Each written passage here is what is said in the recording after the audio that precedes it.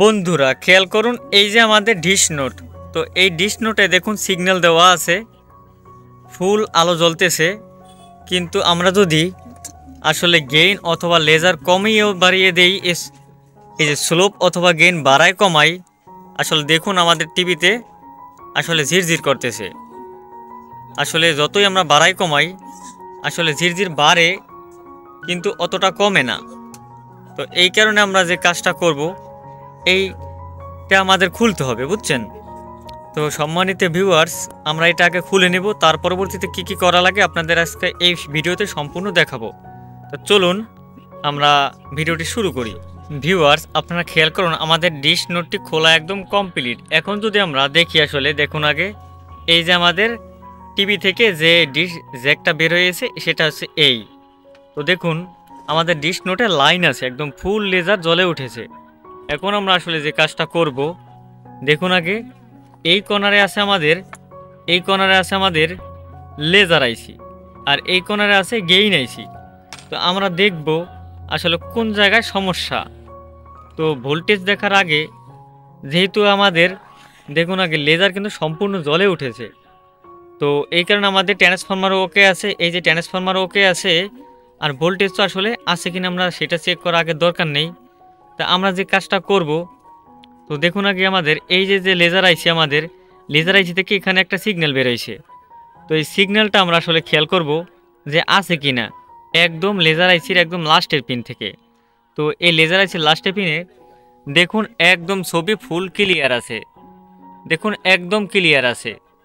তো এই যে আমাদের সিগন্যাল আছে, তো এই সিগন্যাল আমাদের সরাসরি এখান দিয়ে এই জায়গা আসছে, দেখুন আগে ছবি একদম ক্লিয়ার আছে।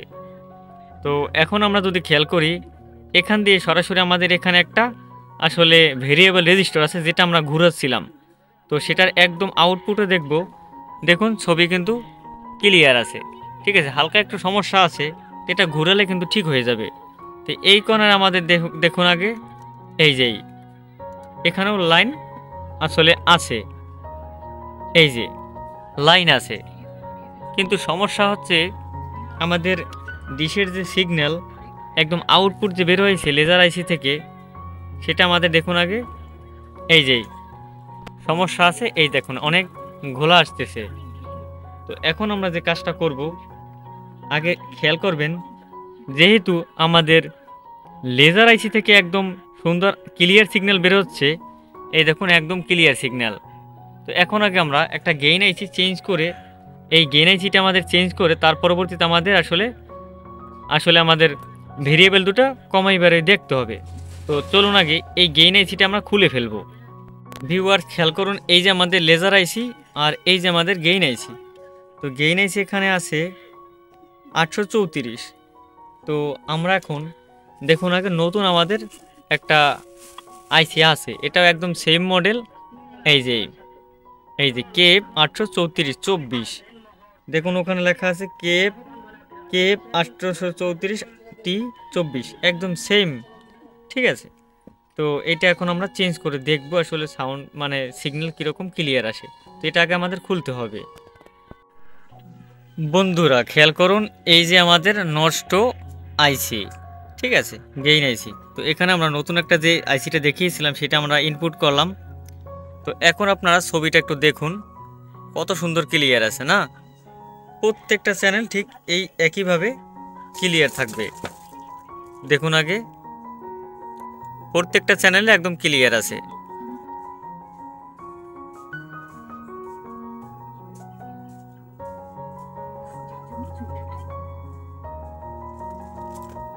আরও যদি সমস্যা হয় তাহলে গেইন আইসি, স্লোপ এইসব আপনারা একটু বাড়িয়ে কমিয়ে দিবেন, দেখবেন আরও অনেক সুন্দর ক্লিয়ার থাকবে।